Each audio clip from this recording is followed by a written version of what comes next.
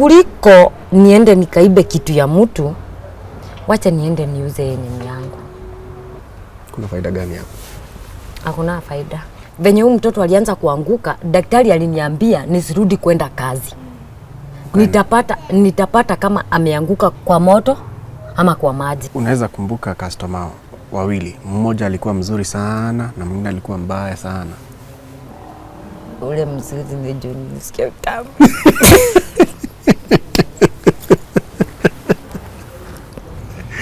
Na yule mbaya? Kutoka Naivasha town nilikuja mguu. Nilikuwa napatana na majirafu kwa barabara bila nguo.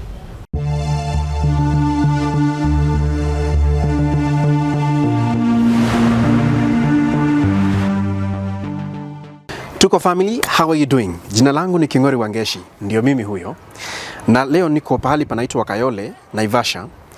Na tumekuja hapa tuweze kusikiza story yake Adelaide Mumbi, ambaye anafanya kazi ya kujiuza usiku ili aweze kupata pesa za kupeleka mtoto wake hospitali. Njoo tusikie story yake Adelaide. Njoo. Asante sana Mumbi kutukaribisha hapa kwako nyumbani Naivasha, Nakuru County. Lakini mimi tunakujua kama Mumbi. Jitambulishe kwa watazamaji wetu wa familia ya Tuko. Mimi naitwa Adelaide Mumbi. Nimetoka Njoro, Nakuru Njoro. Kuna watoto wangapi? Niko na watoto 3. Tufafanulie.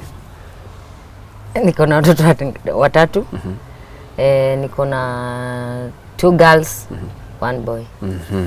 Wako na miaka mingapi? Wa kwanza ako 12 years, wa pili 9 years, wa tatu 3.5. Nafikiri tumepata wawili. Mmoja ako wapi? Mmoja ako shule. Good thing, good stuff. Sasa tumekuja hapa kwa sababu ya story ya mmoja wao. Na vile mmetembea na yeye katika maisha mpaka kazi ambayo unafanya. Unajishughulisha na kazi gani ili kuweza kuwatafutia chakula, mavazi, mahali mnaishi? Mimi nafanya kazi ya kujiuza pale Naivasha town. Na inakuwa, yani hiyo kazi inakuwa ngumu sana. Hiyo ndio unafanya kila siku? Hiyo ndio kazi yenye nafanya kila siku. Unaendaga, unapata mwanaume anakuambia mtaenda na yeye kama like short moja akulipe dhao na ana cash, anakutumia na M-Pesa. But within 30 minutes ana reverse ile pesa. Tutaingia katika discussion ya kazi. Nilikuwa nataka kwanza tujue kazi ama shughuli ambayo unafanya. Na kwa sababu ulinieleza kwamba uliingia katika hiyo kazi kwa sababu ya kijana wako ambaye ni mgonjwa. Tuzungumzie huyo kijana kwanza. Haya, huyu kijana wangu alikuwa amegonjeka meningitis. Ikarudi ikamgonga ka stroke side moja. Alikuwa na miaka mingapi? Alikuwa na 3 weeks. Kalikuwa kadogo. After 2 nimemzaa. Akawa Foltaneri na fura. Yani tushughuli kuconverse. Unaona? Mtoto mdogo hivyo. Kumpeleka sasa, unajua kama sisi binafsi saizi mtoto wako akishikika unapeleka chemist. Sasa nimekuwa nikizunguka, nilikuwa nazunguka chemist ukitafuta dawa. Nikitafuta dawa juu sikuwa najua shida yenye mtoto ako nayo. Lakini siku moja ilifika nikasema hapana, sitaenda tena chemist, nitaenda PGH Nakuru. Nikaenda, nikawa wakurazwa, nikarazwa, mtoto akatolewa maji kwa mgongo, ikasemekana mtoto ako na nini? Meningitis. Sasa hiyo meningitis venye ilikuja inakuja kukaribia kuisha, akawa tena na hydrocephalus. Hiyo ni nini tena? Kichwa tena ikafura, ikawa na maji. Wakaniambia ni buy shunt. Shunt ni ile pipe ya kudrain hiyo maji. Ikafanya harambee. Sasa watu wa kwetu nyumbani wakafanya harambee. Shunt ikabaiwa ni 800,000. 800,000. Hiyo ndio ilikuwa inahitajika. Wakabai shunt. Yani ni pipe. Akafanywa operation, ikaekwa ndio ikadrain hiyo maji. Sasa kukakaa tena kidogo, nikastukia mtoto afanyi kazi. Yani ako na shida ya nerves. Nikamrudisha tena huko tu bado. Nikaambiwa hapana, huyu mtoto ako na shida ya nerves nini. Nikaa hiyo gonjwa ilimpiga nini? Stroke. Mimi nikakubali tu. Juu sasa singefanya kitu yeyote. Na sasa umekuwa ukienda kumtibu ama kumpeleka hospitali? Clinic naendaga sana kwanza. Sana. Kwa wiki ama kwa mwezi unaendaga? Naenda kwa mwezi mara moja. Kwa mwezi mara moja. Lakini sasa life yangu ilifika mahali nikasikia nimelemewa. Nikaenda kwa children's right, nikaendea barua. Juu sasa huyu mtoto unapata anaanguka kama kwa saizi ana meno moja. Kameno ni kadogo. Alianguka tu huku. Meno ikapasuka na akaimeza. Nikakaa district hapa Naivasha for 2 weeks. Nilikuwa namfunga pampa, naangalia hiyo meno kama ameipupu. Unaona? Nikawa na wakati mrefu sana. Lakini for now tena alirudi akashikwa na hiyo kitu ya jicho. Hata sijui niseme nini. Baadaye nakuwa na stress sana. Kuna siku nimetoka hapa nikaenda kwa grinder. Nikanoa kisu. Nijiue na niue hawa watoto juu ya stress. Lakini nikarudi nikaona hapana. Ulinoa kisu? Nilipa 30 bob. Nikanoa kisu. Nikashindwa sasa mimi nafanya nini kwa hii dunia? Ni watoto hadi wanalala njaa, wanafanya nini? Kama manguo ziko pale, nilisok, sina sabuni, sina maji. Nikawa na stress sana.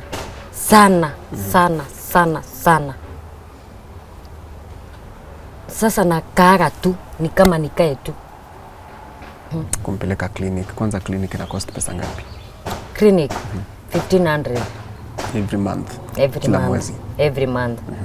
So nikienda kule town, ujue lazima ni save hizo pesa.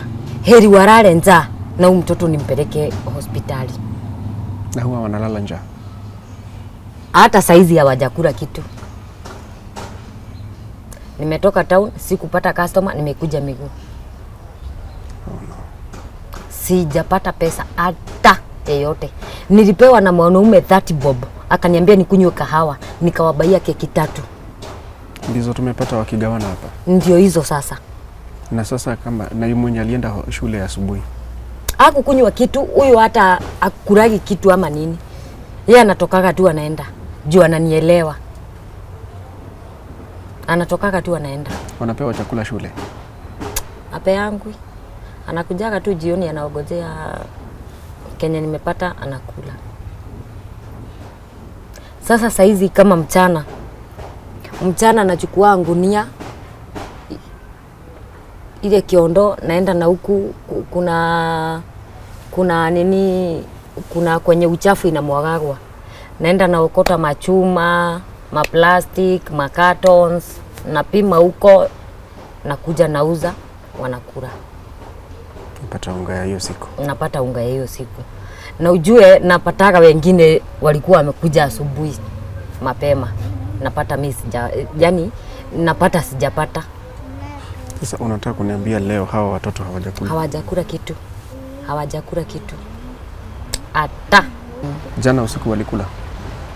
Jana nilikuwa nimepika mchele na sukuma. Na asubuhi hawakukula kitu? Hawakukula kitu. Hawakukunywa kitu? Hawakukunywa kitu. Saa hii ni saa 8 inaelekea, hawajakula lunch? Hawajakula lunch. Utawapikia nini lunch? Sasa itabidi tu waogoje mpaka nitoke niende. Hapo ndio sasa wanategemea kile utaenda kupata saa hii. Kenya nitaenda kupata ndio wanategemea saa hizi. Juu sasa nitafanya nini? Venye huyu mtoto alianza kuanguka, daktari aliniambia nisirudi kwenda kazi. Nitapata kama ameanguka kwa nini? Kwa moto ama kwa maji. nipate maiti kwangu. Akaniambia we tafuta mwanaume ama nini, unaona? Sasa mwanaume unapata wapi saa hizi? Okay. Watakula kwa sababu tumekuja kutembea. Na hatuwezi enda tuwache kama wako na njaa. Hiyo ndio ilifanya uingie katika hiyo kazi ambayo uliniambia ya kujiuza. Hiyo ndio ilifanya. Hiyo ndio ilifanya. Na mapato iko namna gani? Ama hiyo kazi unaiendeleza namna gani? Iko aje? Hiyo kazi by the way mimi niko na kosi ya salonist. Nikiweza pata vifaa za kufanya kazi ya salon. Ya salon. Mimi ni professional na hiyo kazi. Utawacha hiyo ya kujiuza? Nitaacha. Ati nipate hizo mashini zote. Plus kama nika nyumba ati nakaa nafanyia kazi mbele. Watoto wangu wako hapo nyuma. In case huyu mtoto venye huwa na behave nakaa nikimchungulia. Kama vile tumeona ukimpea dawa. Sasa kama haungekuwa nani angempea dawa? Ule angempea. Mumbi mtoto mdogo hivyo. Ule mama wake. Mumbi dawa imeandikwa weka mbali na watoto. Sasa mtoto ndiye anampea mtoto. Mtoto ndiye anapea mtoto mwingine dawa. Si kaka ule mkubwa angempea. Lakini sasa unaona by the way angetulia tu mpaka nipuje. Juu sasa ujue kitu moja, siwezi ingia kwa nyumba kama sina unga. Juu nakuja tu kukufa na stress kwa nyumba. Hata isipokuwa tu ni venye umeniambia unakuja, singekaa kwa nyumba. Ningetoka tu niende. Nihange. Lakini sasa mimi niliona aje kuliko niende nikaibe kitu ya mtu, wacha niende niuze yenye yangu.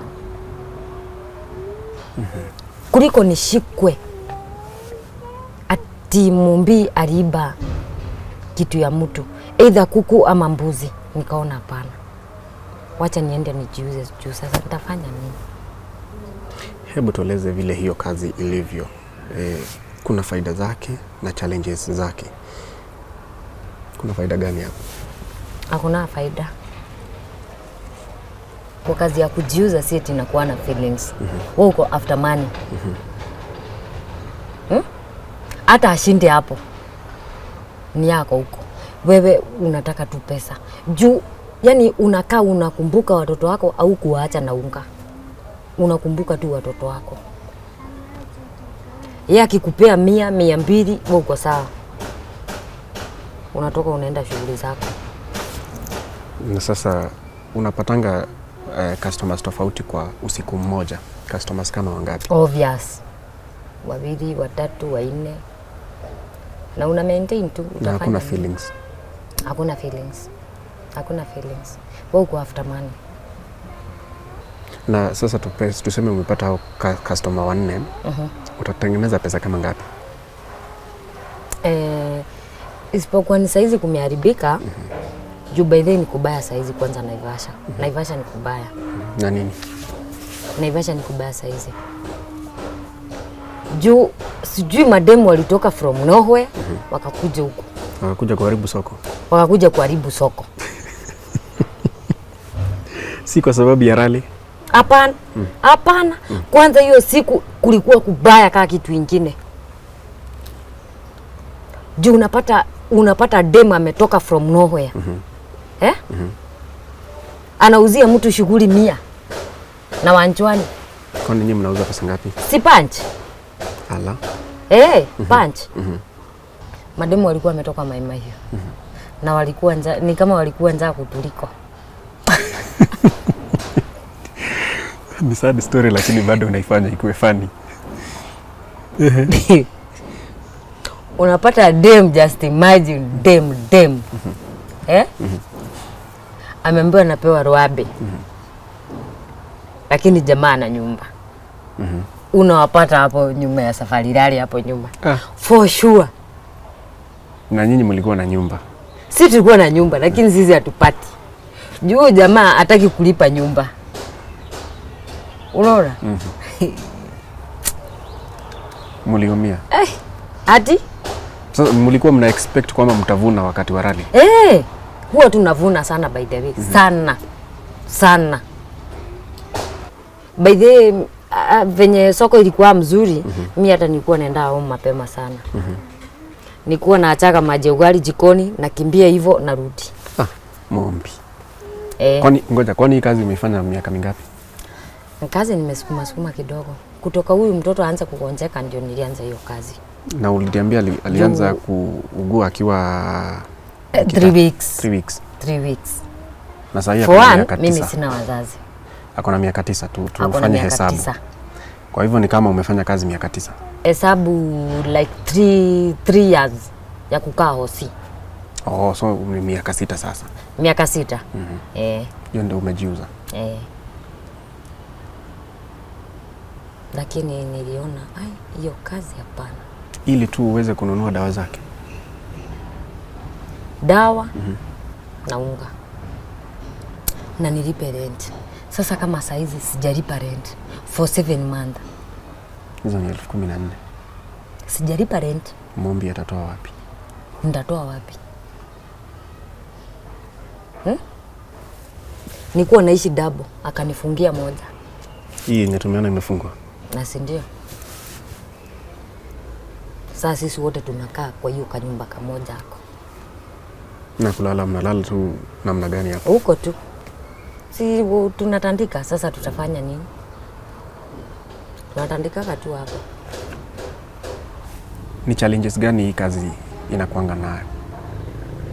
Hii kazi for one inakuwa ngumu sana. Unajua kitu ya kwanza, umeenda na boy kwa room. Amekwambia hana cash, hana kulipa na M-Pesa. No, within 30 minutes asha reverse. Sasa hapo huko kazi. Wewe uko si umekopo. Na amekopa mwili yako. Na hiyo pesa inakuwa na uchungu sana. Uchungu sana. Na sasa hizo mlikuwa mmekubaliana pesa kama ngapi? Tuseme hata kama ni driso. Juu driso inaenda 15 minutes. Mnaweka na mnahesabu na dakika? Huwa tunahesabu na dakika. Una time ama namna gani? Na si soja mwenye room. Ndiye atakuja kunokie ama atakuja kunokie nini? Ndio ujamaa kulipe nini? Hiyo driso. Unapata anakuambia yeye ana cash. Atakutumia na nini? Na simu. After a few minutes hauna pesa. Na unakubali tu juu sasa au mjui utamtoa wapi? Inabidi tu ukubali. Kuna time kunaenda kuna sota sana. Unaona jamaa anakuambia per night anakupea itso ama simenso. Unaona kuliko uende nyumbani hivyo, acha tu ufanye nini? Shughulike na yeye. Jamaa mkidoz anakuambia hapana. Sitaki simu. Nataka simu tu. So jamaa amekuharibu for sure. Si amekuharibu. Hiyo shughuli itaendelea bado. Kuna kwenye tunapigaga simu wanakuja immediately. Nani hao? Kuna wenye ofisi sasa. Wakubwa wetu sasa wanakuja immediately. Lakini by the way hiyo kazi hapana. Haikuwagi mzuri by the way. Si mzuri, si kazi mzuri. Juu kama ni mimi siwezi advise ya mtu afanye hiyo kazi. Si kazi mzuri hata. Unapata jamaa ako na ring ya daktari. No, mkifika pale akiwa maximum anakutolea ile nini? Ile ring. Sio jamaa bado amekuumiza. Unapata hata kama amekulipa 2,000 una breed tu. Unaona juu ameguza nini? Ameguza nyungu. Wewe una breed tu. Ni unaweza kumbuka customer wawili. Mmoja alikuwa mzuri sana na mwingine alikuwa mbaya sana. Huyu alikuwa mzuri kwa nini?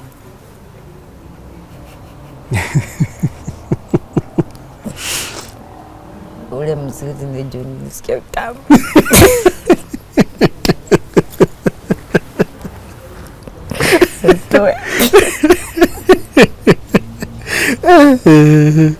Uliniambia hakunanga feelings. Huyo karibu upate feelings. Hey.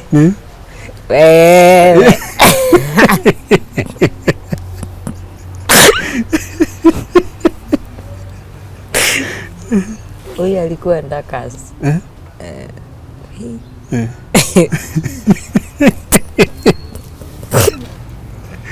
Na yule mbaya alikuwa very rough. Hakuwa mtu mzuri. Nilitoka bila nguo.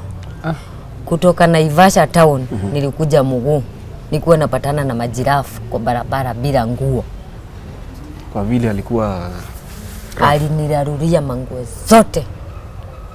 Na nilikuja mguu. Kutoka Naivasha town mpaka hapa Kayole. Nilikuja mguu. Bila nguo? Bila nguo. Na hadi ukipitia hayo haukufikiria kuacha hiyo kazi hiyo siku? Sikupenda kwangu inafanya nifanye hiyo kazi. Sikupenda kwangu. Mimi nikiweza ulizwa naweza acha hiyo kazi kabisa. Naweza acha hiyo kazi na ninaweza acha. Okay.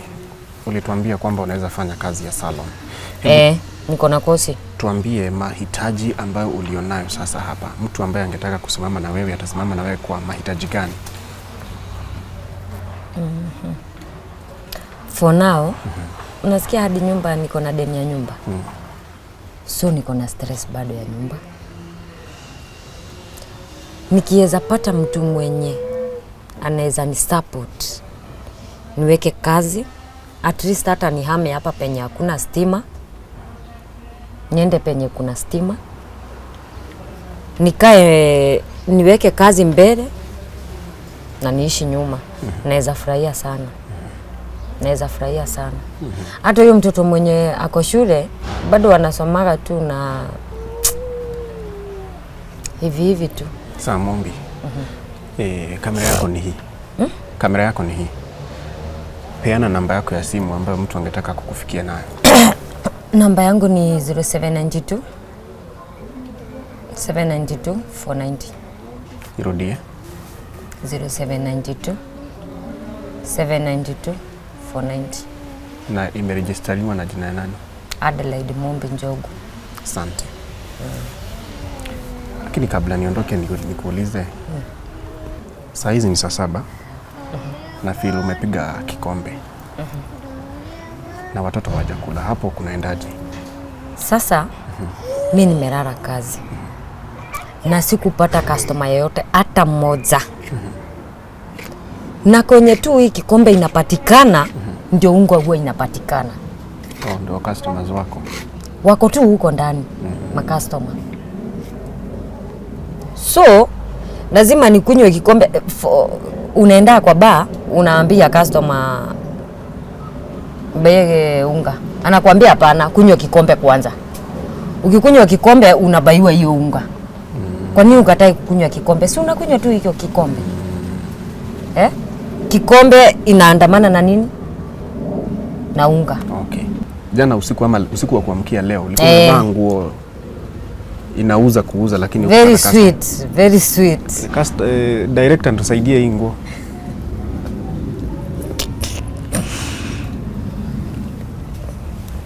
Hii ndio ulikuwa umevaa? Hiyo ndio nilikuwa nimevaa.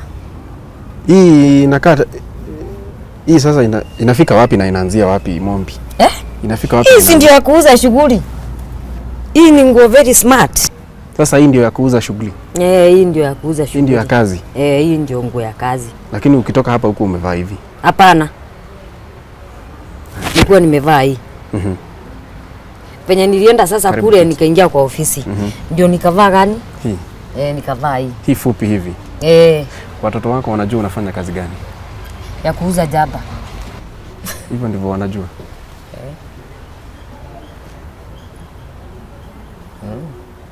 Wakati wa safari lali walikuwa wanajua mimi napika chapo pale na ingisha ndani.